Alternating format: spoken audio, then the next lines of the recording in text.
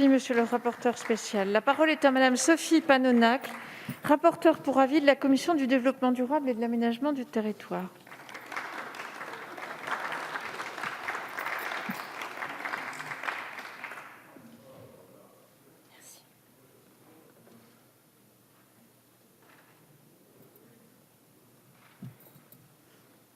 Merci Madame la Présidente. Madame la Ministre, Monsieur le Ministre, mes chers collègues, la crise de la Covid-19 n'a pas épargné le secteur éminemment stratégique qu'est l'économie maritime.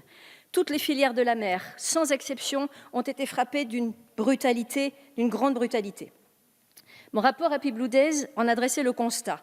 Il est le résultat d'un large travail de concertation pendant le confinement du printemps avec la communauté maritime dans toutes ses composantes. Par ailleurs, le récent colloque national sur l'emploi maritime que j'ai initié se veut être, quant à lui, le signal fort et optimiste d'un défi majeur, cap sur 1 million d'emplois. Dans ce contexte, fait de crainte et d'espoir, le retour, après 3 décennies d'absence, d'un véritable ministère de la mer doit permettre à la France de se saisir pleinement de son destin maritime. Le budget des affaires maritimes pour 2021 est une nouvelle étape après le plan de relance de 650 millions d'euros consacré à l'économie bleue.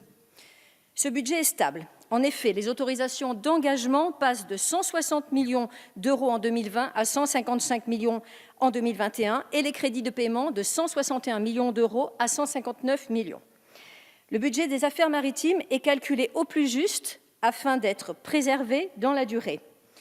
Il est essentiel car il permet de financer les politiques visant à rendre plus cohérente l'action régulatrice de l'État en ce qui concerne le navire, le marin et la mer. Il permet également de financer le dragage, indispensable pour le fonctionnement de nos grands ports maritimes. Il permet aussi de financer la formation des futurs marins français depuis les lycées professionnels maritimes jusqu'à la formation supérieure de l'École nationale supérieure maritime. Ce budget des affaires maritimes a donc toute son importance. Il contribue à l'accélération de notre stratégie maritime. Accélérer, mais aussi protéger. Il faut protéger les filières les plus affectées par la crise, en particulier le transport maritime de passagers soumis à la concurrence internationale. C'est pourquoi le 4e projet de loi de finances rectificative pour 2020 prévoit l'ouverture de plus de 19 millions d'euros de crédits pour financer une aide exceptionnelle aux entreprises de transport de passagers. Protéger, mais aussi renforcer. Et vous l'avez dit, Madame la Ministre, cela va parfois au-delà de votre ministère. À ce titre, je tiens à souligner le travail engagé par le gouvernement pour renforcer la compétitivité du pavillon français à travers le projet du Fontenoy du Maritime, annoncé par Annick Girardin, ministre de la Mer. Il sera présenté dans les prochains jours autour de 4 thèmes. La feuille de route sociale du marin, la compétitivité économique, la transition énergétique des navires et le rayonnement et la capacité d'influence du pavillon français.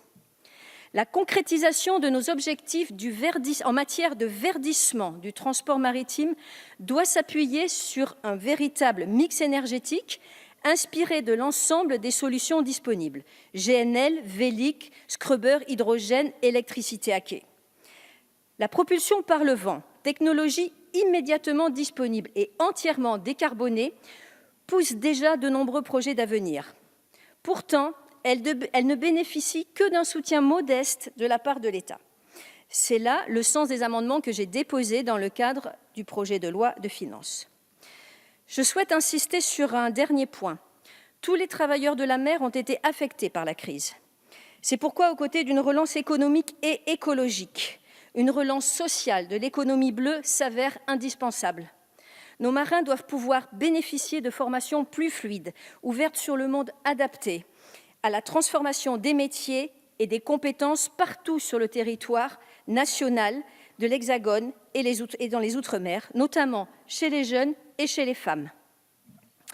Il m'est impossible de conclure cette intervention sans avoir un mot de soutien et d'encouragement pour nos marins embarqués. Je sais leur souffrance, et le mot n'est pas trop fort. Il s'agit bien ici de souffrance. Ils sont nombreux, bloqués à bord de navires, séparés depuis de longs mois de leurs familles en cette période cruelle de confinement. Ne les oublions pas. Mes chers collègues, Madame la ministre, monsieur le ministre, en tant que rapporteur pour avis, je vous propose de regarder plus loin, de regarder sur le temps long. Faisons de l'économie bleue le levier de l'excellence économique et environnementale de notre pays. Nous pouvons dès à présent poser les jalons d'une relance compétitive et vertueuse associant économie et écologie. Le projet de loi de finances que nous discutons en ce moment même est une étape supplémentaire pour soutenir un volet économique compétitif et décarboné de l'économie maritime.